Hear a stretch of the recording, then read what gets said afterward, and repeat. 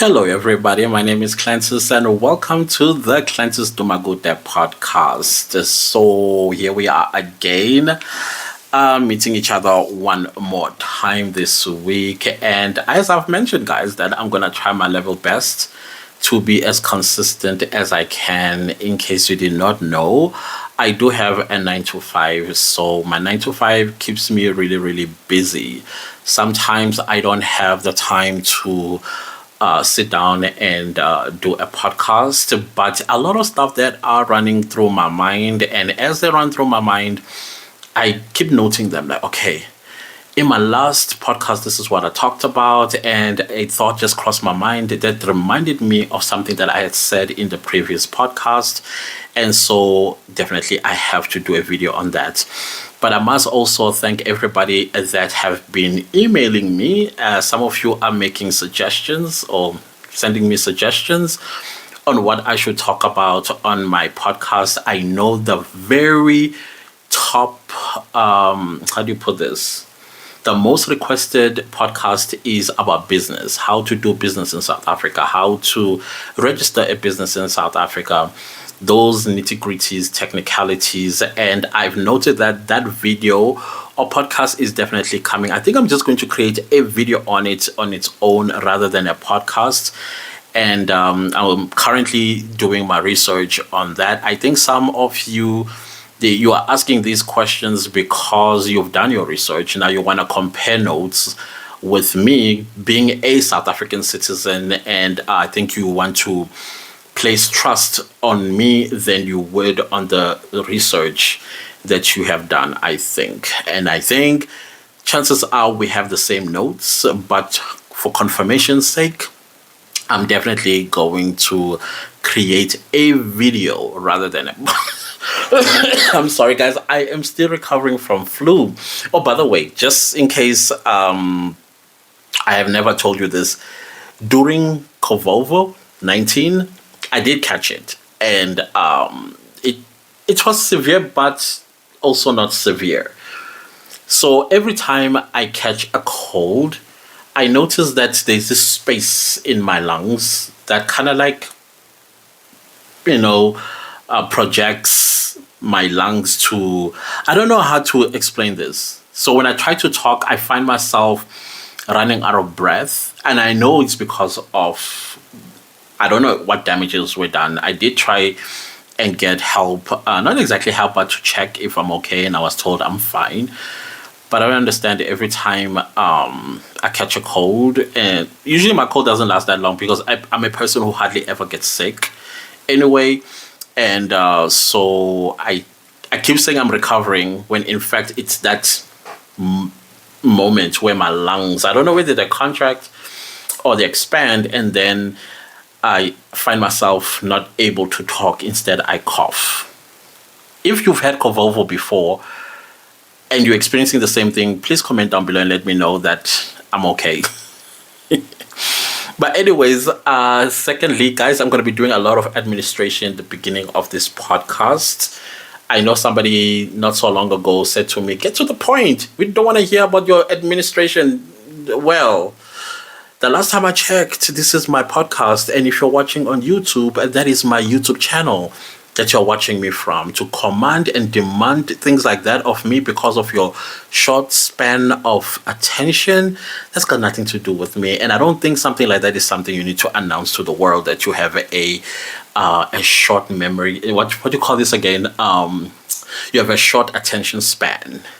So I don't appreciate when people come and make demands or command me to do something, especially on a platform that is mine. If it was ours, okay, fine, I'll get to the point. But this is for people who are interested in hearing my thoughts. If you are not interested in hearing my thoughts, then there are a gazillion podcasts or a gazillion YouTube videos and channels that you can watch. You can just press scroll. That's it. That's how simple it is. But anyways, I just want to also welcome and thank everybody that has subscribed to my YouTube channel. If you are subscribed to the channel, and guys, also, if I may ask you, I request, when I look at my analytics on YouTube, it tells me 93% of the people that are watching my podcast video are not subscribed to the channel, I want to beg today. If you can get me to 1,000 subscribers by end of June, I'll be very, very happy. I'll be so grateful to you. Currently, we are halfway there. If you can get me to 1,000 subscribers, I will be very, very grateful. Secondly, the other thing about YouTube. YouTube is all about chasing after the algorithm. So the algorithm of YouTube, usually it is triggered, or it's given indication to promote a video to more people when people like the video. You see the like button? When you press the like button, it indicates to the algorithm of YouTube that it should take this video to more people, because the people that it has sampled it to liked it, hence the like button was pressed or clicked, and then it will sample the video to even more people. The more people the algorithm pushes my video, the more subscribers I get. So I am asking you, please do like the video so that we can trigger the algorithm to promote my video podcasts.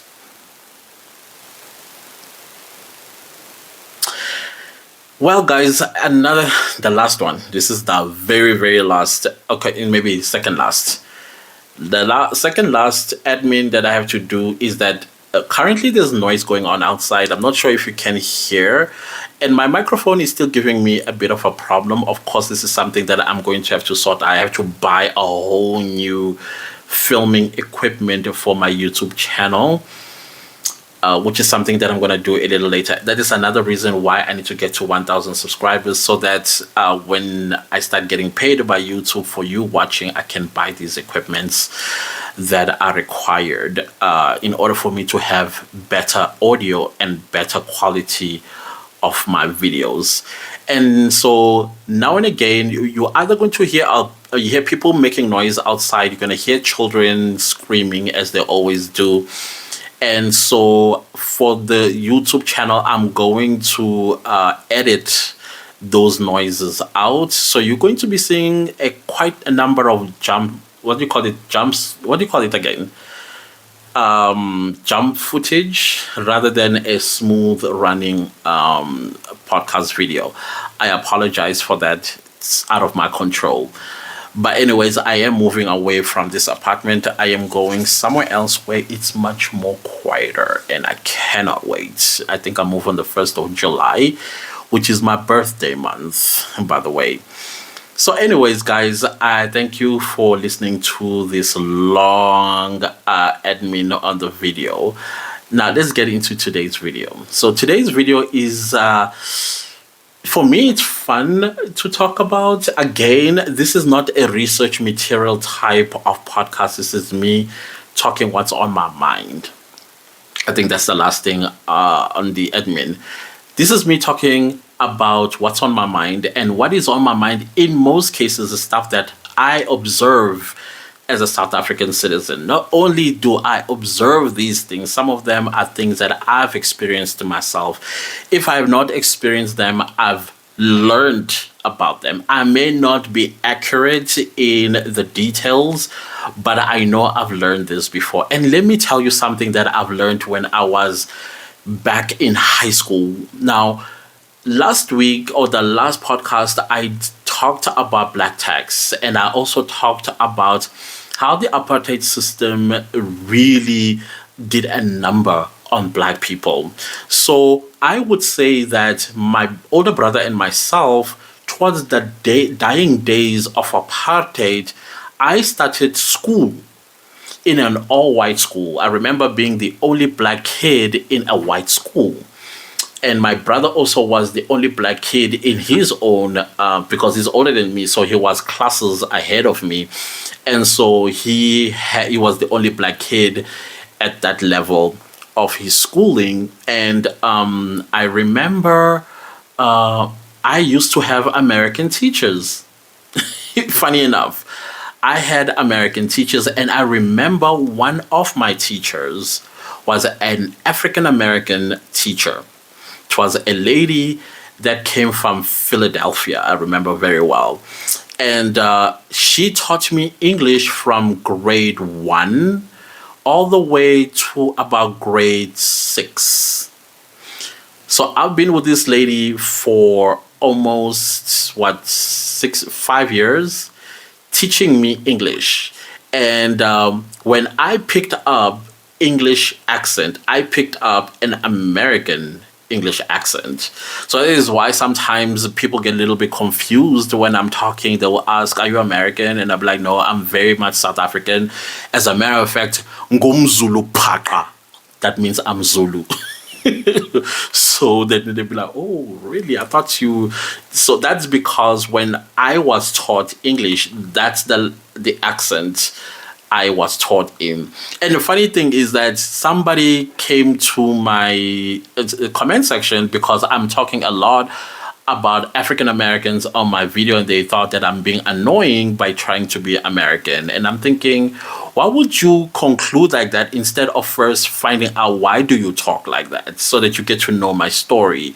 I find that some people are just quite stupid in how they reason or think. So he went ahead and said I was annoying, and then I'm like, you don't know my story. I would have given you more attention had you asked why do you talk the way you do. But anyways, I'm not there. The point that I'm trying to make in this podcast is that African Americans have been coming to South Africa even during the days of apartheid. As a matter of fact, they've been coming to South Africa as far back as the 1800s. Yes, surprise. And I remember learning about this in high school, history in high school. So do you know when you know something, then you realize many people don't know what you know, and then you decide to keep quiet about it because they might think you are lying or maybe gone crazy? That's me.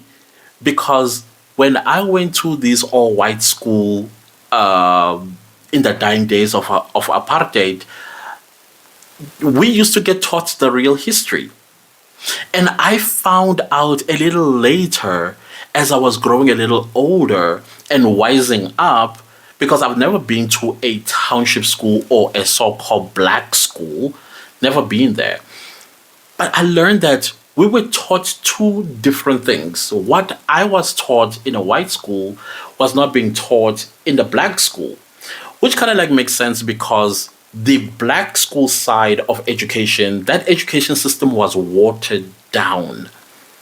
And the resources in black schools were almost non-existent versus in white school, which is your so-called Model C schools. That's where I was. And so when I would learn history and hearing that African Americans have been coming to South Africa since the 1800s, and then you go to a black school, they don't know that. To this very day, many people that live, meaning born and raised and still live in Soweto, don't know that Soweto is actually a question. And I will get to that point as to why Soweto was called Soweto. Why is it called Soweto? Where all that came from. As the moment I start speaking about the 1913 Native Land Act, and you will probably hear me talking about where the whole word Soweto came from. But many Sowetans believe that it means Southwestern Township, which they are not incorrect, because coincidentally, Soweto is situated in the southwest of Johannesburg, and therefore they think that's exactly what it means. Those abbreviations for Southwestern Township, when in fact it's a question. This is the history that I learned in the white school, the real history. But black kids were not taught that same history as I was taught, which I found very interesting, and I still find that very interesting when I'm interacting with my fellow black people. Of course, there were a vast of other things that I knew they didn't know. And that's how I got to understand how evil the apartheid system was, even though they had started opening their doors for black people to start coming into these so-called white schools. So, anyways, this video or this podcast is mostly about some parts of history that have learned along the way. And as I've learned these pieces of history, I understand that other people also may have the same history that I have, because nowadays we got Google, we got YouTube, we got even some parts of our current history is also distorted to suit the powers that be.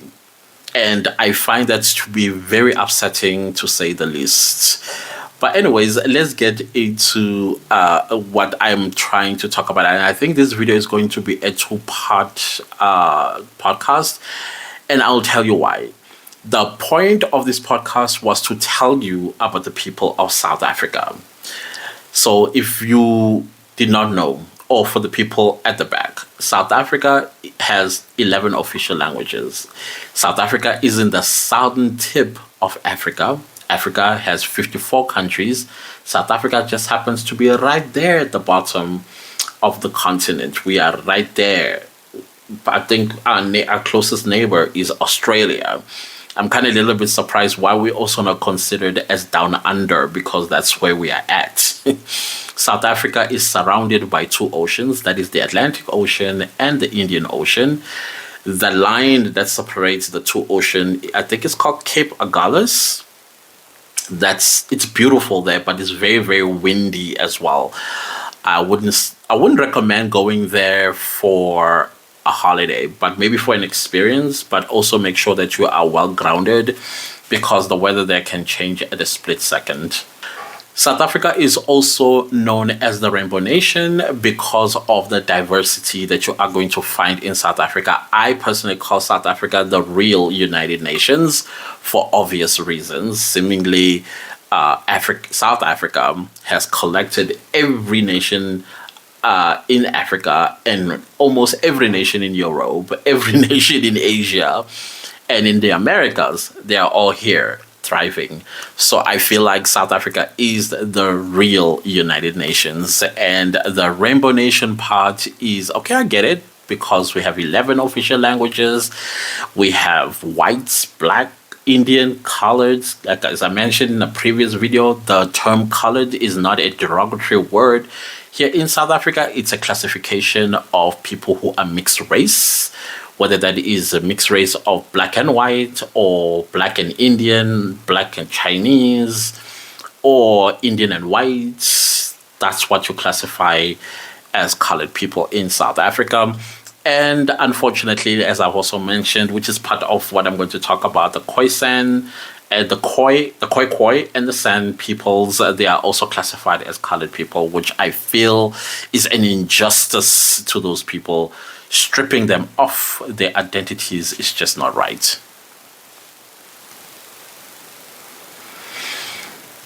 South Africa is surrounded by 5 countries. That is Namibia, Botswana, Zimbabwe, Mozambique, and Swaziland. And South Africa, at its belly, it also has a tiny little country called Lesotho. And if you didn't know, South Africa is also known as the cradle of humankind, and you will find that site in the province of Gauteng. That is where Johannesburg and Pretoria is situated. So yeah, we are the founders of the people of the world. So as I've said earlier, there used to be the peoples that are called Khoi and the San people, and about 2,000 years ago, they used to inhabit what is South Africa today.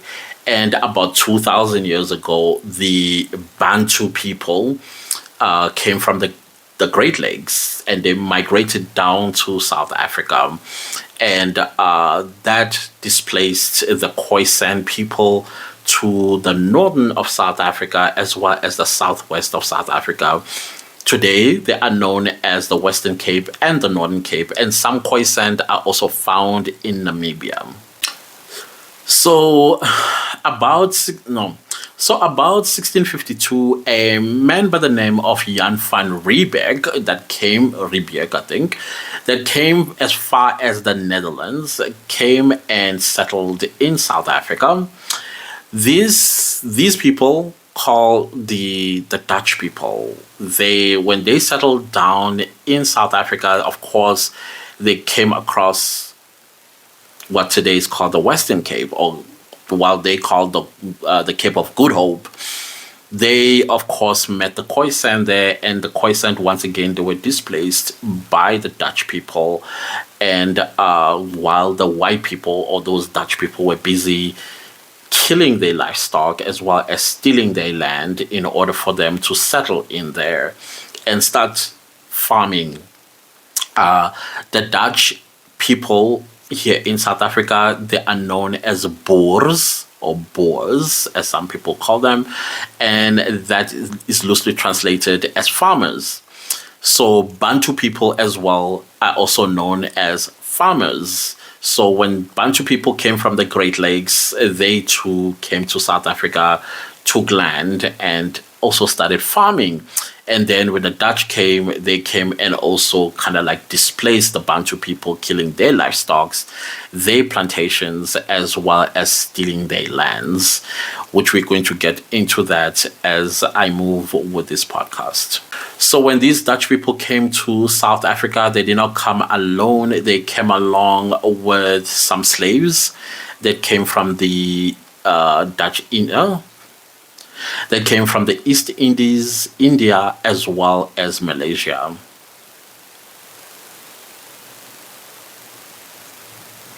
I think even some parts of Africa as well, they came because, if you look at the map, they're coming from Netherlands and they had to sail the Atlantic Ocean, probably had to stop somewhere in the west of Africa. And then, of course, transatlantic slave trade was taking place around that time. They also managed to still pick up some few African slaves and continued sailing down to the southern tip of Africa, where you will find South Africa.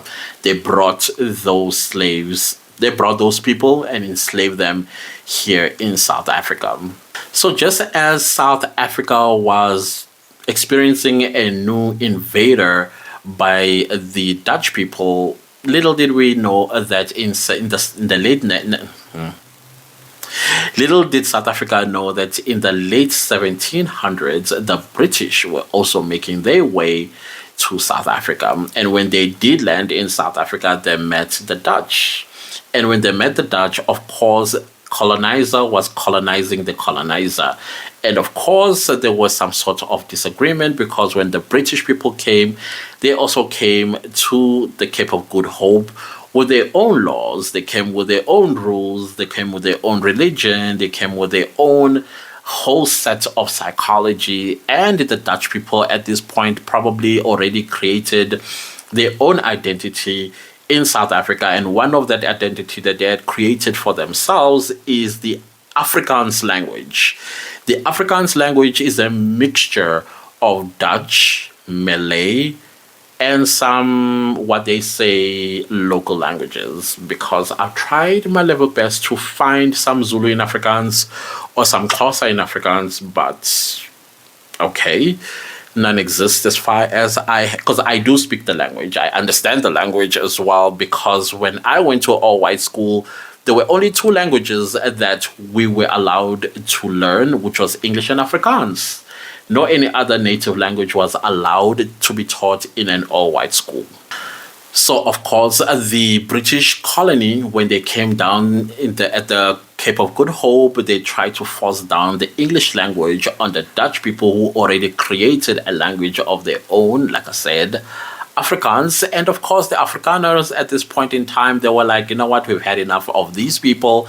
That is when they started to basically abandon the Cape of Good Hope and started making their way inland of South Africa. And this, as they were moving inland, they were encountering native people already occupying these lands. And of course, as you would know, fights began between them, and the Afrikaners will kill the livestock of the Bantu people. Remember, I told you the Bantu people themselves were farmers. They will kill their livestock and steal their land and then try and turn them into their slaves. And, by the way, when the British also came in the late 1700s into the early 1800s, they also came with the abolishment of slavery coming from Britain. And the Afrikaners did not like that because they still believed in owning slaves. And as they were moving in and stealing land and killing livestock of the Bantu people, they were also turning some of the Bantu people into slaves. That also includes the Khoisan. The Khoisan, they were also enslaved by the Afrikaners. So again, as the Boers were moving inland, they decided to create their own republics. The two major republics that they built, in fact, I think would be three.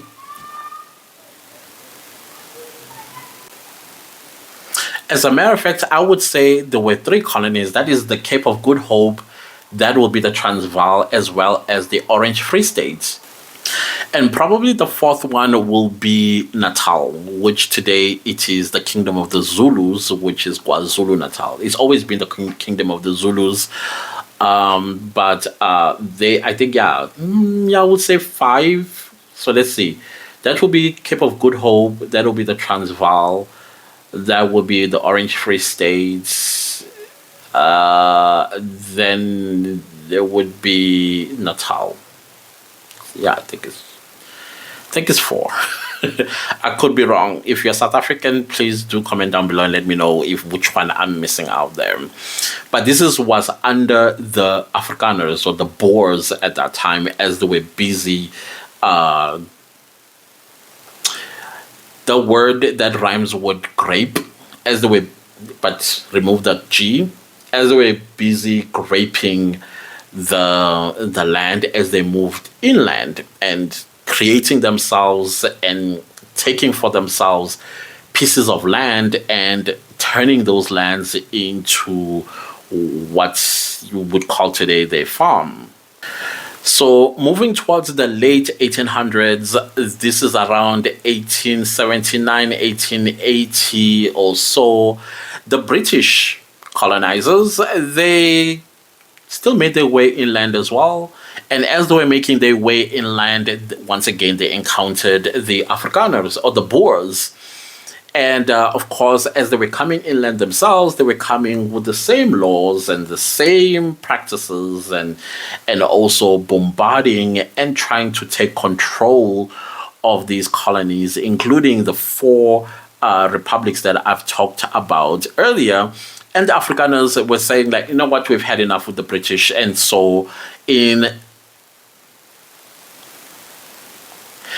1880, an Anglo Boer War started. Basically, colonizer to colonizer, they went into a war fighting over the control of South Africa.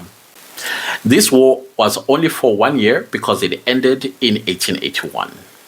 And of course, at this time, there was discovery of gold and diamond and other mineral resources that South Africa possessed. They were on each other's throats.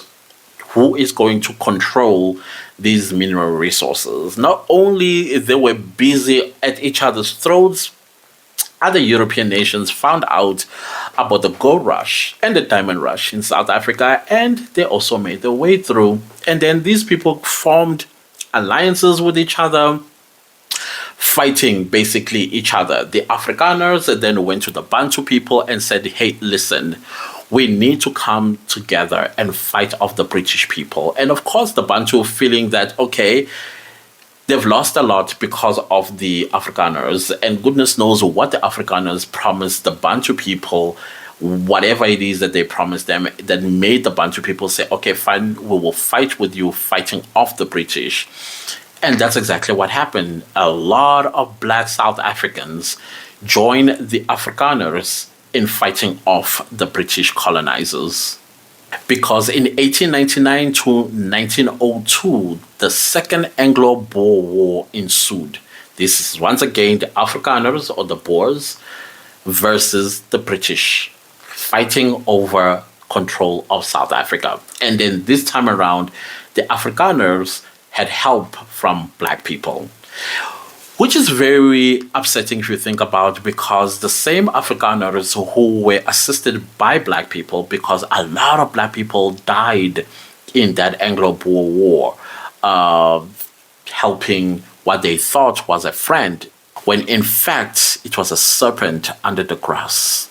Well, unfortunately for the Dutch colonizers, the British colonizers did win, and after winning the Anglo Boer War in 1902, they took control over South Africa. That also included everything under the sun of South Africa. They started putting in place British or English laws, but the Dutch colonizer as well was like, wait a minute, okay, fine, you won, but we need to find a way to work together. We need to find a way on how we can benefit from the mineral resources. We have to find a way on how we can remove the natives of the land and make sure that they come nowhere near what you and I are going to benefit together. But the British were like, because we won the war, we will still take over these 4 colonies. That is the Orange Free State, the Cape of Good Hope, Natal, and Transvaal, and goodness knows what's the 5th one. And indeed, the British took over. And but the Afrikaners did not necessarily back down, because they continued to negotiate with the British people. Remember, I told you that Natal used to be controlled also by the Dutch colonizers. Of course, the British people were like, okay, we want Natal as well. The Natal was colonized in 1839. In 1839 to about 1843. And once the British got to Natal, they, of course, obliterated the Afrikaners. After they were done with the Afrikaners, then they went and started a war with the Zulu people. And this is where King Shaka Zulu emerges, because King Shaka Zulu was not having it.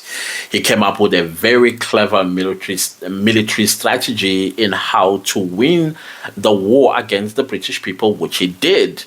He obliterated one of the strongest and most feared militaries in the world at the time, which was the British army. And he won that one. Of course, the British did not back down. They did not just roll over and play dead. They still regrouped and came back and fought off King Shaka Zulu together with the Zulu people. And unfortunately, the Zulus did lose that war, which is, I think it was the War of Isandlwana. No, the Battle of Isandlwana is the first one that the Zulu people won against the British. So after the British had regrouped, they came back, tried one more time to fight off the Zulu people for their land. And of course, the mineral resources that were found on the land, most of it being fertile soil. And okay, this time around, the British had learned a lesson and then did win the second time around. And when they won, of course, you can imagine the sort of damage that they caused. Not only did they kill a lot of Zulu people, but they also, once again, that word that rhymes with grape, but you just remove the G, they began to grape the land, killing livestock, killing any Zulu person that was resistant to the British colonization, and stealing land and all the works. So once the British had finished with killing and maiming and putting Zulu people in their place, they then started establishing sugarcane and banana plantations. The Zulu people were like, we will see who's going to work on those plantations, because we ain't coming. Now, one thing about a Zulu person, when we lose, we are very petty. Zulu people are very petty when we lose something. If we lose a fight, Very, very petty. So it doesn't matter what you do to us. Kill us, cause us pain, say we don't care. Do what you will make you happy or make you sleep at night. We don't care. So when the British realized that the Zulu people were not easily enslaved, that is when they started taking sail and went to India, where they came back with Indian slaves and basically to turn them into cheap laborers. To this very day, the Indian population in South Africa, particularly in what we call today KwaZulu-Natal, in a specific city called Durban, they are the largest population of Indians outside of India, anywhere in the world, in a city. I know that there are more Indians that are outside of India that are living all over the world, but Durban specifically has the largest Indian population outside of India. Let that sink in.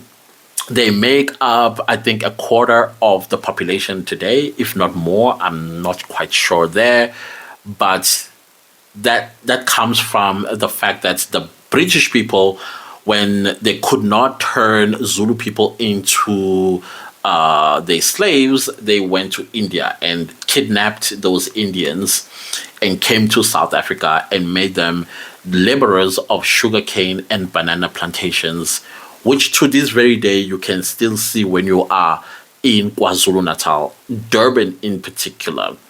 So if you come from the airport, King Shaka International Airport, going into the city, you will come across like seas upon seas upon seas of sugarcane plantations. Beautiful. They look amazing, I must tell you. That comes from back then when the British people won against the Zulu people. And the Zulu people were so petty, they said, we'll see, we'll work on those plantations. So like I said, while the Afrikaners, at some point during the Anglo Boer War, something painful that the British did to the Afrikaners. This is something that Afrikaner people to this very day hold against the British, is that they created like these concentration camps and mistreated the Afrikaners. And almost like the Holocaust type of treatment of the Afrikaners. And it is something that Afrikaner people to this day will never forgive the British people for. And I think in some household in the Afrikaans population, the kids are brought up, I think, to hate the English people. And also, they're also taught not to ever bring an English-speaking person into their household, whether as a friend or as a lover, let alone marriage.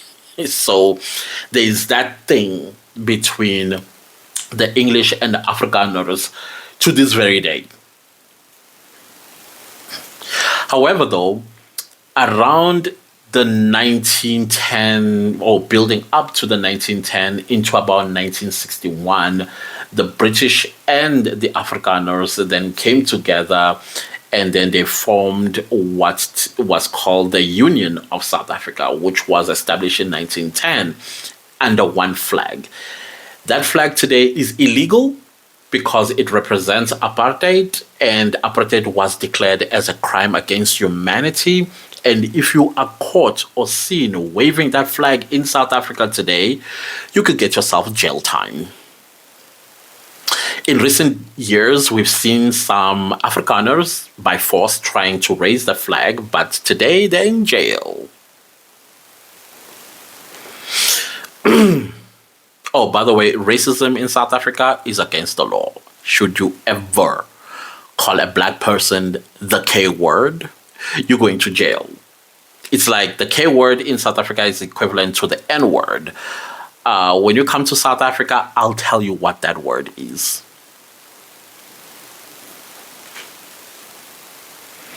Oh, I digressed a little bit there. So the British and the Afrikaners, like I said, between 1910 and 1961, they came together and they basically shared the power.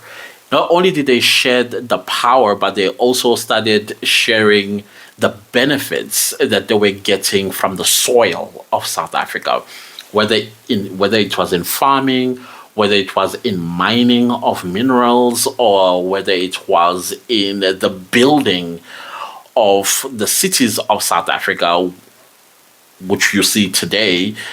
That also included politics and governance and all that sort of stuff. And then there was this political party that was established by the Afrikaners called the National Party. And that National Party is responsible for the architecture of apartheid, because in 1948, some douchebag called Verwoerd architected this thing called apartheid.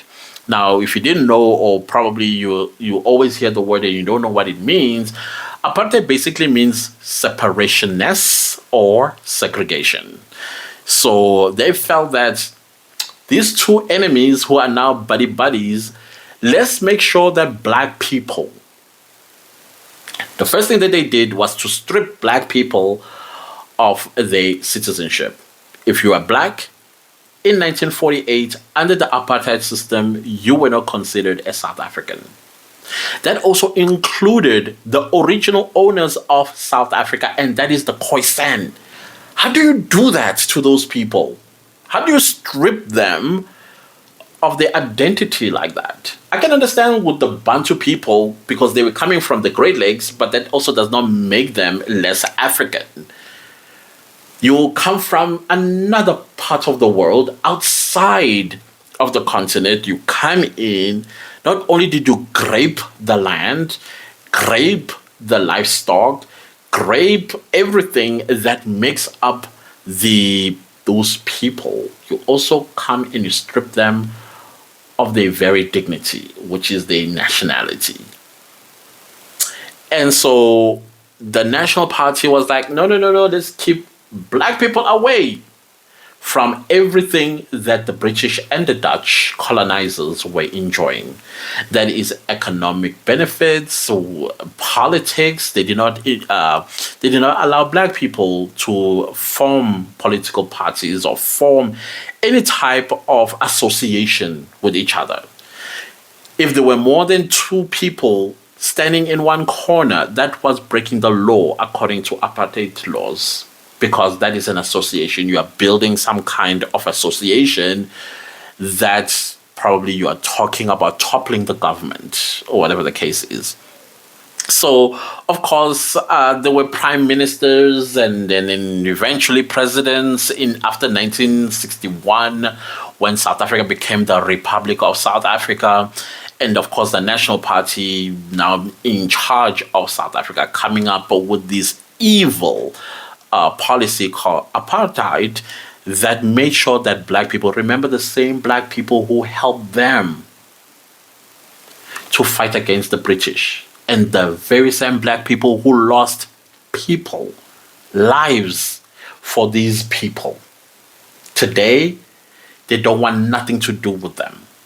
They should not benefit anything from them, which is crazy to me.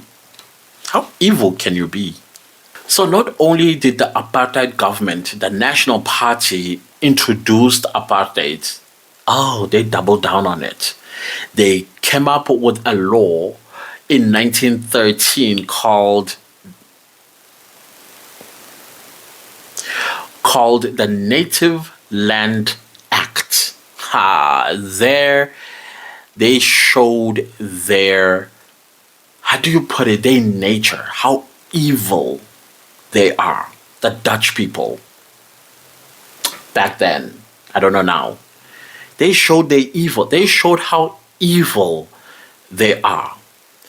This piece of law allowed the government to take 87% of South Africa to white people and gave only 13% of South Africa to black people. Not only did they give black people 13% of South Africa, but out of that 13%, they still broke these lands into these what you call independent homelands. So, for example, I've mentioned this in my previous video that the South African provinces are as according to your tribe or race. KwaZulu-Natal, you can imagine who lives there predominantly, is Zulu people. If you go right next door, which is the Eastern Cape, that's where you'll find the Xhosa people. Just above the Xhosa people, you are going to find the Sotho people. That's the Free State, or the former Orange Free State. Not far from there, you are going to come across Ndebele and the Swati people in Mpumalanga, and so on and so forth. Then the Khoisan, together with the colored people, you will find them in the southwest of South Africa, which is the Western Cape today, and the Northern Cape. And you will find some Khoisan in Botswana and Namibia. That is what this evil law did. Said, y'all are going to be independent, but you are not South Africans. They doubled down on the fact that black people were not South Africans by issuing out what is called dompasses or persoonkaart. They're like ID documents. And these ID document, as a black person, you must always have it on you under any circumstances, because that is your access into white areas, whether you are going into the white areas as a laborer or seeking for a job, but in most cases as a laborer. So minors, to enter Johannesburg, they need to have dompasses. To walk into the city of Johannesburg or Pretoria or any city in South Africa where 87% of the land was run or owned by white people, black people, you had to carry a dompas.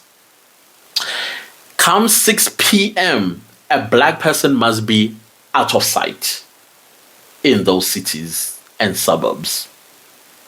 6 o'clock, if you are caught as a black person walking the streets, probably running to your transport to meet the curfew, you will be arrested for trespassing. Goodness only knows what else happened to you. And I can bet they would kill you. Because the death penalty back in those days, not only did it curb crime, but it also was used as a means of showing example to black people who tried to resist the apartheid government. And that also included when you surpassed your curfew. That's very evil. So it's very interesting that the Native Lands Act allowed white people to steal land from black people. I can hear the Khoisan going, wait a minute, that land belonged to us to begin with. Correct. But we were all treated the same. All of us. Irrespective of whether you were little lighter than black, you were still considered as a person who shouldn't be owning anything that will benefit you and create generational wealth.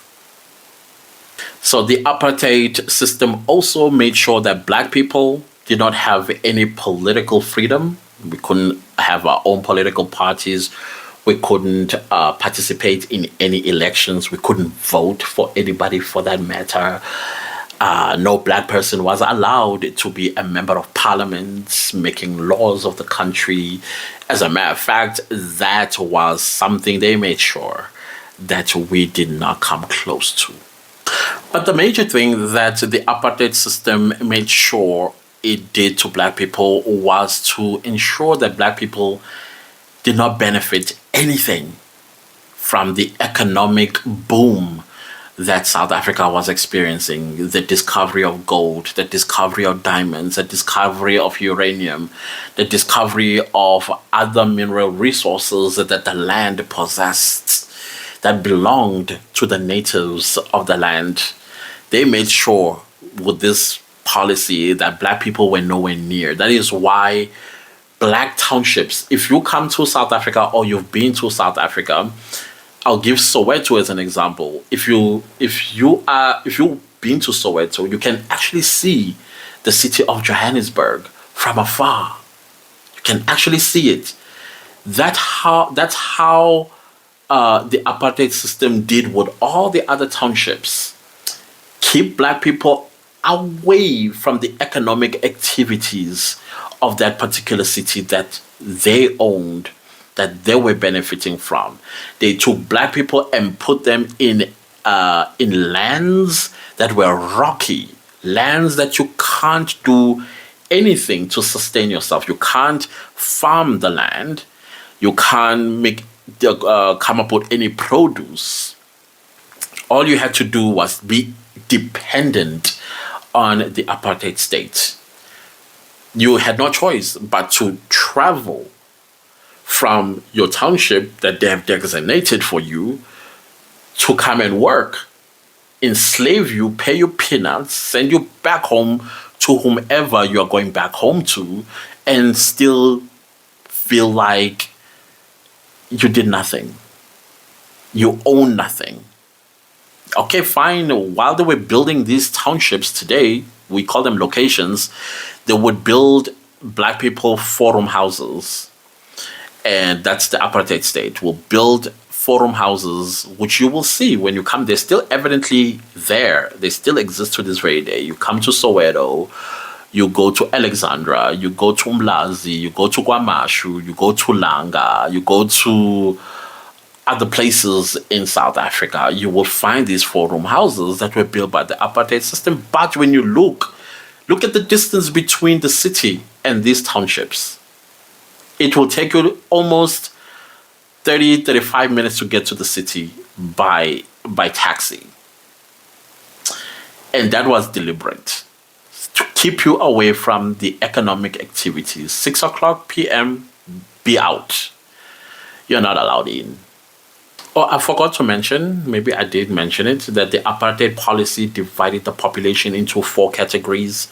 That is black people, white people, colored people, as well as Indians. Indians were now considered as part and parcel of the South African population, which I don't blame them anyway. They did not come here by choice. They were stolen from India, brought here as slaves, and now they are part and parcel of the population of South Africa, and thriving. Now, the Native Lands Act also enabled the apartheid government, if, let's say, it liked a piece of land. The piece of land is not far from the city. It's like probably on the outskirts of the city. Sophia Town being one of the examples. I think Sophia Town probably was the last piece of land where black people were removed to what today is called Soweto. So now this is where the name Soweto comes from, that many Sowetans to this very day don't know where that, they think it actually means Southwestern Township, when in fact it's a question. So the Native Land Act used to allow the government to forcefully remove black people from their land and take them to these designated areas, which today we call them townships or locations. So the people, the people that were taken to what today is called Soweto, there used to be the apartheid army that would guard or cordon off that area, making sure that no black person crossed the border between what is today's Soweto into what is the economic hub of, let's say, Johannesburg. So in order for a black person to leave that area, you must have a dompas. So you show your dompas to the soldiers, and that shows that you're going to work. When you come back, you also show the soldier that you are now coming back into the camp, basically. So people, they used to go to these soldiers almost on a daily basis because they were not sure if today they are going to be moved to another place because they were so used to being moved from one place to another, to another, to another until while the apartheid government was trying to figure out where to place them. So it got to a point where many people in what today is Soweto kept asking the apartheid soldiers, hey, Soweto, meaning where are you taking us from here? Soweto. So it became a constant question by black people to these soldiers, asking them Soweto, Soweto.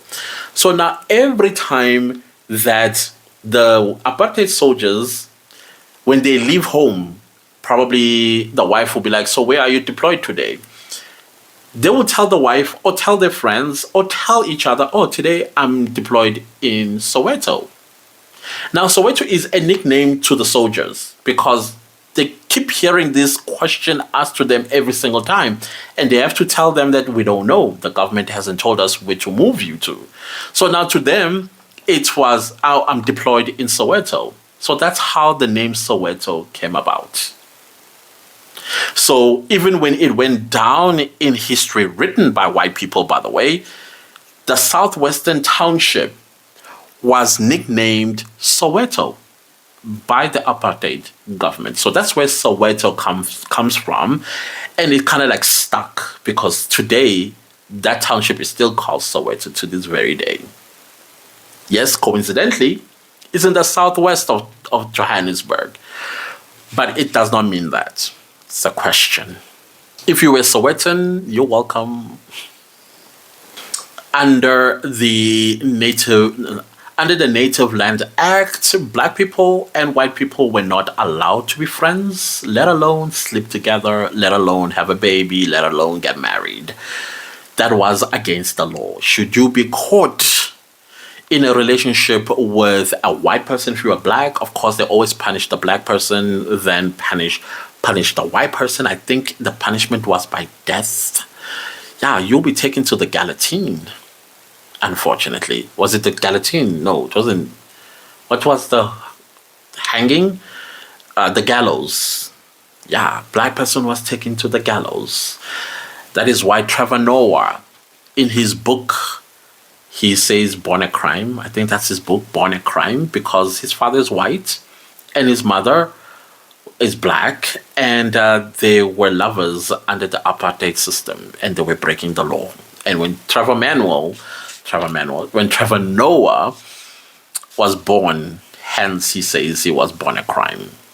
Interesting. So, now, coming back to my opening statement about African Americans coming to South Africa, did you know that African Americans have been coming to South Africa since the 1800s? Either they were coming to South Africa with their slave masters to pick up some gold or to pick up something, and they would interact with black South Africans. This happened all the way till the 1970s. Till the 1970s. And every time African Americans came to South Africa, they would be given a whitewash pass. So if you're an African American coming to South Africa, the South African apartheid government would not look at you as a black person, but will give you the white card. You were automatically a white person who was going to enjoy the same rights and privileges as white people. In 1979, when Tina Turner came to perform in South Africa, she was given a white pass. That she's not black. White people would not see her as a black person. They would see her as a white person. And that's how she came to South Africa and performed to white people and left. Then she lost her white card the moment she left South Africa. So now, many African Americans that came to South Africa, especially in the 1960s and 70s, they did not like what they were seeing. They did not like how black people were being treated So what did the African Americans do? They started influencing black South Africans. Mind you, black resistance had already started as far back as the 1940s against apartheid, because the ANC was already born in 1910, I think, but it was suppressed from participating in politics. But in the 1940s, building up all the way, the black political parties like ANC, AZAPO, PAC, I think others as well, which, by the way, South Africa's freedom is only credited to the ANC, which is actually incorrect historically. There are other political parties that were black political parties that participated in the abolishment of apartheid. That is AZAPA and PAC, in case you didn't know. But I'm not there currently. Black people, I'm talking African Americans, whenever they came to South Africa, remember in the US itself, the civil rights movement was pretty rife in the 1960s. So all that they were learning in the US, they were bringing it to black people and say, hey, we see that you are being resistant to apartheid, but you need to be fierce. They need to feel you. They need to see you. So basically, African Americans were influencing black South Africans to be a little bit in fighting apartheid. When the apartheid government found out that them opening the doors to African Americans coming to South Africa, these people were influencing black people to be more resistant to the government. And as a result of that, the apartheid government shut its doors to African Americans from ever coming back in. Can you imagine? I've always known this. In history, when I did history in high school, I learned about this. And can you imagine that African Americans were allowed to date white people, even have children with them? Which means there are a lot of colored people that were born out of a white South African and an African American. I find that so interesting. But this knowledge that I've had, it's something that I've always kept it to myself, because I would sound crazy telling it to my fellow South Africans. They'll be like, please, you're lying. But if you go into history, if you dig a little bit deeper, you will find the music that was influenced, whether it's an African American music, whether it's jazz or protest music. South Africa is always mentioned. South Africans are always mentioned. Those are the people that came here and saw what was going on, took it to the US. Because the same African Americans, they took to the streets, forced their own governments to say, hey, you need to isolate South Africa for the atrocities that they are perpetuating against black South Africans through this apartheid policy. They made loud noises, so much so that the international community listened and South Africa was isolated. Contribution made by African Americans. So much so that even the United Nations declared apartheid as a crime against humanity. Why African Americans are not given free visa to live and work and do business in South Africa for as long as they want beats me. But anyways, I thought I need to bring that to your attention because I've heard this before. And I think now it's resurfacing. This piece of information is actually resurfacing. Now it's resurfacing in the most academic And most interesting because now people who have done research on this are coming out and say, no, the relationship between African Americans and Black South Africans have existed for the past 200-300 years. It's not something that started because of YouTube. African Americans may not have been taught themselves about apartheid.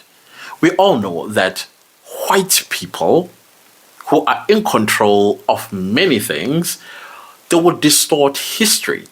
They will give you what they believe you should know, including slavery, and what you shouldn't know. And what we ought to have known is that we've always had a relationship. Always. So, of course, in the 1960s, 70s, and 80s, South Africans, Black South Africans, they upped the ante. They became more resistant towards apartheid. So much so that the apartheid government itself doubled down on some few things. For example, in 1976, the apartheid government decided that it was going to forcefully make sure that the medium of instruction in schools, I'm talking black schools, was Afrikaans. And black students were like, no. Now you are touching on a wrong territory. You are touching on my future. You are touching on everything that's not going to happen. Hence, the 16th of June 1976 Soweto Uprising happened, where over 175 children were killed by the apartheid soldiers. The first child, who was 12 years old, to be shot and killed was Hector Peterson. If you come to South Africa today and you go to Soweto, you will be taken to Hector Peterson grave, as well as the Apartheid Museum, where you're going to learn all about this. I think the best movie I can recommend to you is Sarafina. If you can watch Sarafina, it will probably explain everything to you. When it comes to Zululand history, if you currently, they premiered Shaka Zulu Ilembe. I recommend that you watch that as well and see how the Zulus won the Battle of Isandlwana against the British. You will be impressed. So those are the two programs that I'm going to suggest to you. Sarafina for the 1976 Soweto Uprising, and Shaka Zulu Ilembe, that was recently, I think this past Sunday, yesterday, it was premiered on DSTV. You can check that out and interest yourself in that. You will learn quite a lot. Trust and believe me. And so yeah, that whole apartheid system was beginning to crumble because the world was shocked. African Americans went up in arms themselves and say, you see what we've been saying about South Africa, isolate this thing and kill apartheid. So this is the same resistance as far back as the 1940s that gave birth to Nelson Mandela, Steve Biko, Robert Sobukwe, and many others that laid down their lives for the freedom that South Africans enjoy today. Of course, Nelson Mandela was not gunned down, even though he was sentenced to death by the apartheid government for being involved in the resistance of apartheid. As you guys know, that the apartheid, of course, started dying around the 1980s, so much so that in 1990, Nelson Mandela was released from prison after serving 27 years. And then, of course, the negotiations about a new South Africa began, CODESA, which is a whole different podcast altogether. And that also bore South Africa's first democratic elections in 1994, where Nelson Mandela was elected the first black president. And yeah, I guess, as they say, the rest is history. So before I close the Soweto Uprising, today we celebrate or we commemorate this day, the 16th of June, every single year. It's actually called Youth Day today. We just came back from that. It was a long weekend that started on the 16th of June. Today being Monday, we had to come back to work and start grinding one more time. So those are the remnants of apartheid. Unfortunately, like I mentioned in my previous video, that the apartheid government or the apartheid system did cause a huge damage to black people. Today, black people pay black tax because we don't have generational wealth. Today, the South African economy is still basically in the hands of white people. A lot is still needs to be done, and unfortunately, and I would say this with a broken heart, that the black government, it seems to be inept, it seems to be short-sighted, also not quite sure how to navigate South Africans, meaning black people, into the light, meaning economic balance. They came up with laws like Black economic empowerment, which I believe flopped, like affirmative action, which is not working for black people. Today, we're sitting at 32.9% of unemployment, and 70% of that is young people. People with degrees, diplomas, people with skill, they're unemployed or even unemployable because they don't have work experiences.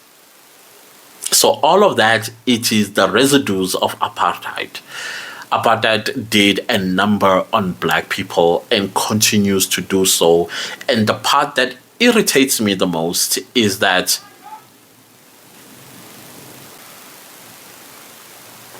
about that is that there are still white people who are still in denial. As a matter of fact, they'll be like, but this was in the past. Why don't you forget and move on?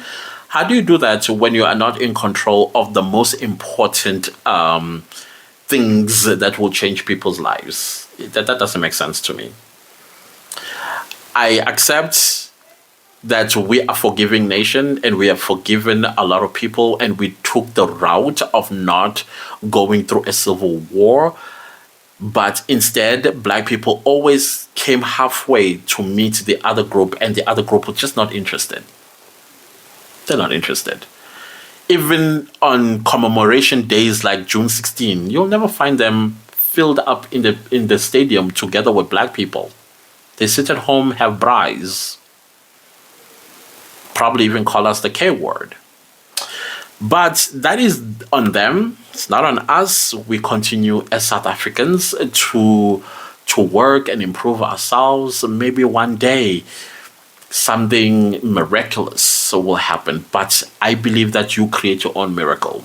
No manna that falls from heaven, and black people understand that. We've always been resilient, and that is why I wanted to talk about the people of South Africa in my next podcast, so that you get to understand why we where we are today as black people and where we are headed to because of our mentality, our attitude, and our faith. I think that video is I think that podcast is very, very important because it will give you a perspective about the people of South Africa, in particular black people. And by black people, I'm including colored people and the Khoisan, because we have similar attitude as we are moving forward. And that is why we are so happy, some of us, in fact, most of us, that we are having African Americans coming into South Africa. We never thought this was ever going to happen. I personally never thought this was ever going to happen because we are right there at the tip of the continent, far away from everybody. Why would anybody take an interest in coming down here and be with us and mingle with us and become friends and all these wonderful things that are going to happen as we come together? That makes me so excited. If I can tell you how excited that makes me, to have you guys come back to South Africa like you always have been coming. But because evil cut that oxygen, we reconnected those arteries. You are back where you belong.